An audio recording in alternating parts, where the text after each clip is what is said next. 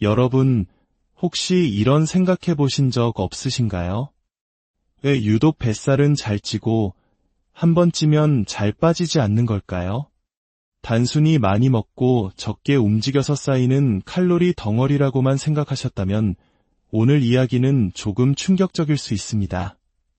복부 지방은 우리 몸이 보내는 절박한 건강의 적신호이자 우리 몸속 독소들을 가둬두는 마지막 보루일지도 모릅니다. 오늘 이 이야기가 여러분의 건강한 삶의 귀한 등불이 되기를 바랍니다. 이 소중한 지혜를 주변 분들과 함께 나누고 싶으시다면 이 영상을 공유해 주시는 것만으로도 우리 모두가 더 건강한 사회를 만드는 데 큰 힘이 됩니다. 자, 그럼 시작하겠습니다. 우리 몸에 유독 복부에 지방이 잘 붙는 이유, 그 근본적인 원인부터 파헤쳐 보겠습니다. 우리 몸의 지방은 온몸에 분포하지만 이마나 팔뚝 같은 곳보다는 유독 배에 집중되는 경향이 있습니다. 겉에서 만져지는 피하 지방도 문제지만 더 위험한 것은 장기 사이에 끼어 있는 눈에 보이지 않는 내장 지방입니다. 많은 분들이 이 지방을 단순히 살이라고 생각하지만 사실은 우리 몸의 대사 과정에서 남은 잉여 에너지와 독소들이 뭉쳐진 결과물입니다. 이야기의 핵심에는 포도당이 있습니다. 포도당은 우리 세포가 산소와 결합하여 에너지를 만드는 데 필수적인 아주 소중한 자원입니다. 하지만 동전의 양면처럼 이 포도당은 혈관 속에 너무 오래 머물게 되면 독으로 변합니다. 혈관벽에 염증을 일으키는 주범이 되는 것이죠. 이것이 바로 우리가 당뇨병을 두려워하는 이유입니다. 혈액 속에 넘쳐나는 포도당이 온몸을 돌아다니며 혈관을 공격해 실명, 뇌졸중, 심장마비 같은 끔찍한 합병증을 유발하고 심지어 다리를 절단하거나 신장투석을 받게 만드는 원인이 됩니다. 우리 몸은 이 똑똑하고도 위험한 포도당을 안전하게 처리하기 위해 정교한 시스템을 갖추고 있습니다. 음식을 섭취하면 이상적으로는 2시간 이내에 모든 포도당을 혈관에서 세포로 빠르게 전달해야 합니다. 그래야 혈관이 손상되지 않으니까요. 하지만 세포가 사용할 수 있는 에너지의 양은 한정되어 있습니다. 남는 포도당은 우선 간과 근육에 글리코겐이라는 형태로 저장됩니다. 하지만 이 저장 공간 역시 24시간 정도 쓸 분량으로 제한적입니다.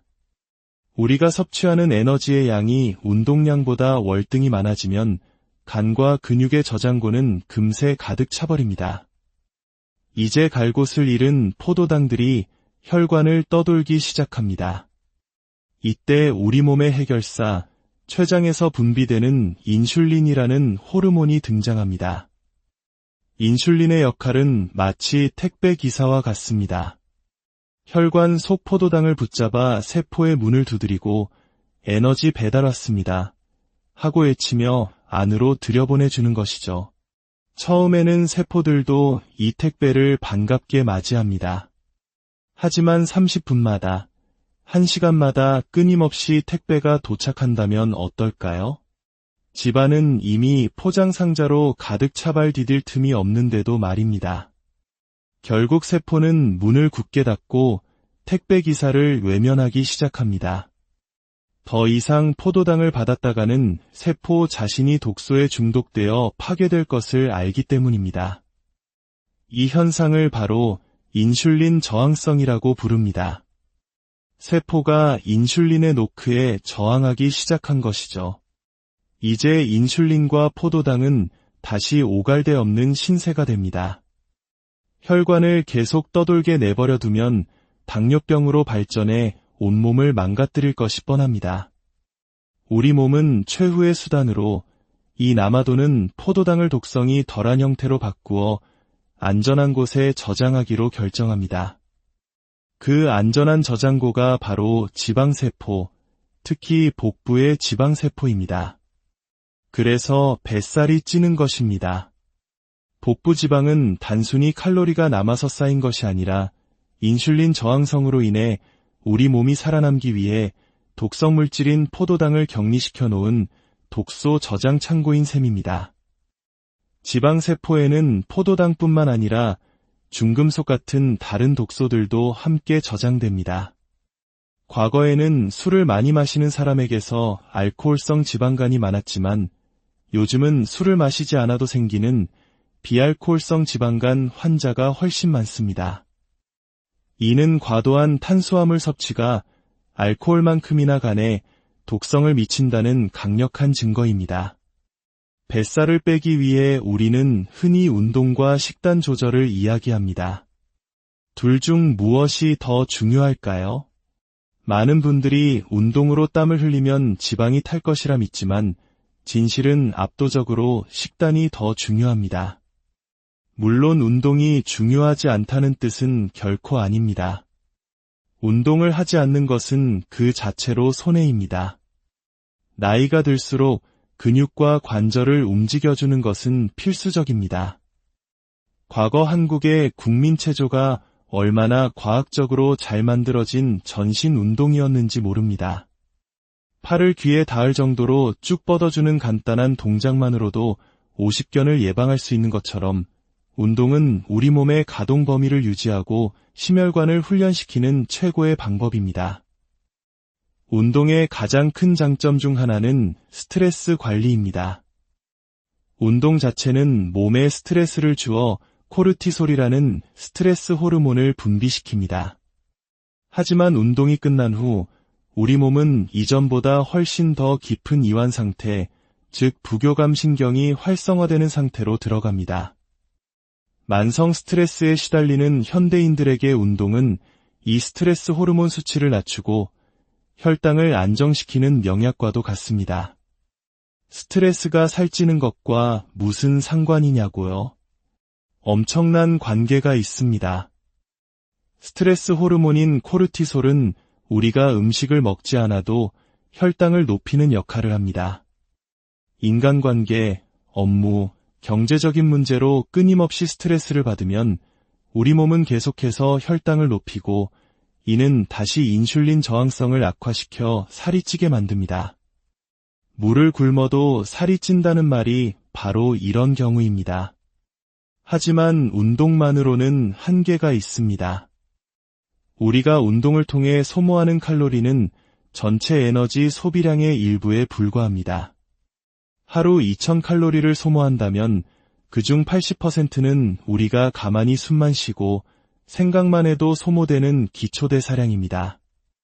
운동으로 추가되는 칼로리 소모는 생각보다 미미합니다. 결국 뱃살을 빼는 가장 효과적인 방법은 우리 몸의 인슐린 저항성 상태를 되돌리는 것입니다. 그러기 위해서는 인슐린이 불필요하게 자주 그리고 많이 나오지 않도록 해야 합니다. 방법은 간단합니다. 먹는 횟수와 양을 조절하는 것, 바로 간헐적 단식입니다.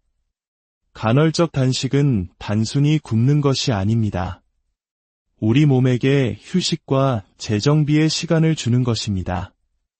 보통 16시간 공복을 유지하고 8시간 동안 식사하는 16대 8 방법이 널리 알려져 있습니다. 공복 시간이 16시간에 가까워지면 우리 몸에서는 놀라운 일이 일어납니다. 바로 오토파지 현상입니다. 2016년 일본의 과학자가 이 발견으로 노벨상을 받았죠. 오토파지는 우리 몸의 대청소 혹은 재활용 시스템과 같습니다. 몸속에 늙고 병든 세포, 손상된 단백질들을 스스로 분해하여 새로운 에너지를 만들고 건강한 세포로 교체하는 과정입니다.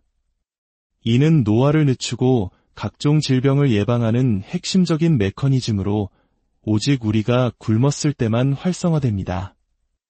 하루 3끼를 꼬박꼬박 챙겨 먹으면 12시간 정도의 공복은 누구나 유지합니다. 여기서 아침 식사를 거르고 점심부터 식사를 시작하면 자연스럽게 16시간 공복이 완성됩니다. 처음부터 16시간을 고집할 필요는 없습니다. 저혈당 증상으로 어지럽거나 식은땀이 난다면 무리하지 말고 식사를 해야 합니다. 12시간부터 시작해서 천천히 14시간, 16시간으로 늘려가는 것이 현명합니다. 하지만 간헐적 단식에서 시간보다 더 중요한 것이 있습니다. 바로 단식이 끝난 후의 첫 식사입니다. 오랜 공부 끝에 보상 심리로 흑당 버블티나 탕후루 같은 고당분 음식을 먹는 것은 애써 청소한 집에 쓰레기 더미를 쏟아붓는 것과 같습니다.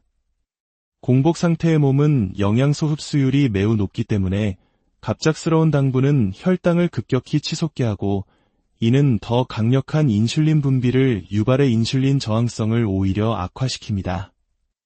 단식을 깨는 가장 좋은 음식은 혈당을 급격히 올리지 않으면서도 양질의 영양소를 공급하는 단백질과 지방입니다. 달걀, 노른자, 소고기는 종합 비타민보다 더 풍부한 비타민과 미네랄을 함유하고 있어 최고의 선택이 될 수 있습니다. 당뇨병은 어느 날 갑자기 찾아오는 병이 아닙니다. 증상이 거의 없기 때문에 초기 자각이 매우 어렵습니다. 하지만 당뇨의 전 단계인 인슐린 저항성의 신호는 우리 몸 곳곳에서 나타납니다. 아침엔 괜찮다가 오후만 되면 배가 더부룩해지거나 허리둘레가 늘어나고 체중이 증가하는 것이 바로 그 신호입니다. 매일 아침 체중을 재고 거울을 통해 허리 라인을 확인하는 것은 혈액 검사만큼이나 정확하게 내 몸의 상태를 알려주는 지표가 될 수 있습니다.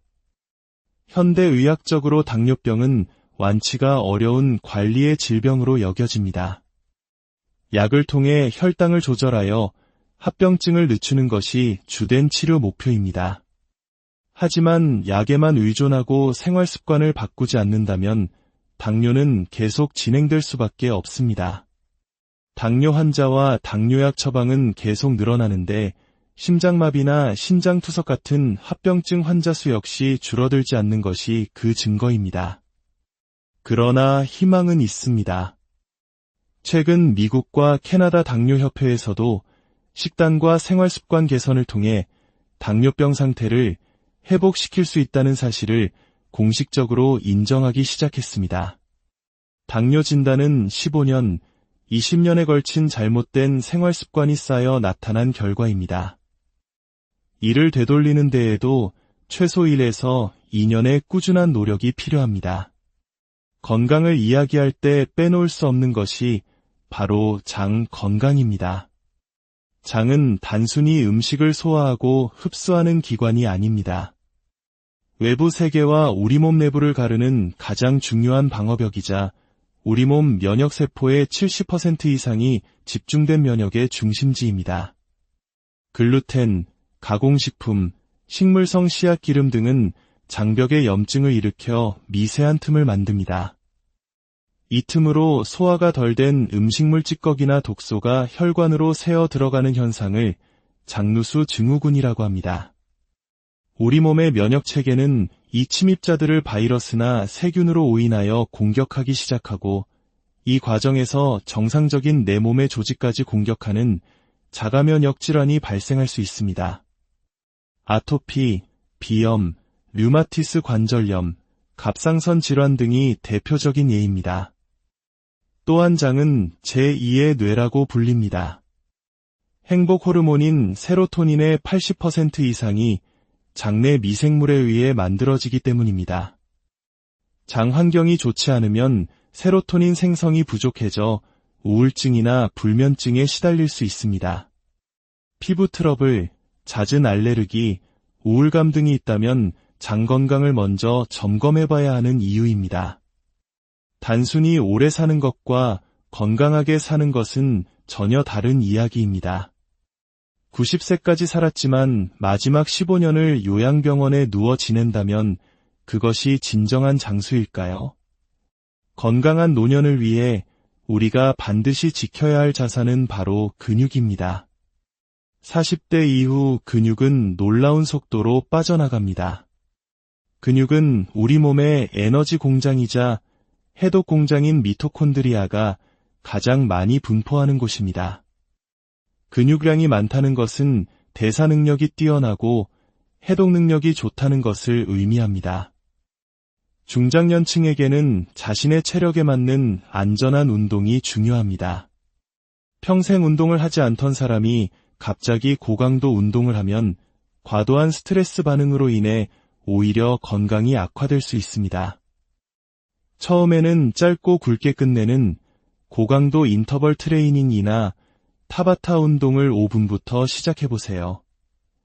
벽에 등을 기대고 투명 의자에 앉는 자세를 유지하는 월스쿼트 같은 등척성 운동은 혈압을 낮추는데 매우 효과적입니다. 그리고 마지막으로 가장 중요하지만 가장 간과하기 쉬운 운동은 바로 호흡입니다. 대부분의 현대인들은 짧고 얕은 흉식 호흡을 합니다. 이는 우리 몸을 계속 긴장 상태로 만듭니다. 의식적으로 5초간 숨을 들이마시고 5초간 내쉬는 복식 호흡을 연습해보세요. 느리고 깊은 호흡은 우리 몸을 이완 상태로 만들어 혈압을 낮추고 스트레스를 줄이며 몸의 치유 과정을 촉진합니다. 지금 당장 혈압계를 가지고 있다면 호흡 전후의 혈압 변화를 직접 확인해 보실 수 있을 겁니다. 오늘 우리는 뱃살의 진실에서부터 시작해 인슐린 저항성, 간헐적 단식, 장 건강, 그리고 건강한 노년을 위한 운동법까지 긴 여정을 함께 했습니다. 건강은 어느 한 가지 비법으로 완성되지 않습니다. 우리가 먹는 음식, 움직이는 방식, 심지어 숨쉬는 방식까지 이 모든 것이 어우러져 우리의 건강을 만들어갑니다. 오늘부터라도 작은 것 하나부터 실천해보는 것은 어떨까요? 아침 식사를 거르고 따뜻한 차 한 잔으로 하루를 시작하거나 잠들기 전 5분간 깊은 호흡을 하는 것만으로도 우리 몸은 긍정적인 변화를 시작할 것입니다. 건강한 삶의 주도권은 의사나 약이 아닌 바로 우리 자신에게 있습니다. 여러분 모두가 활기차고 건강한 노년을 맞이하시기를 진심으로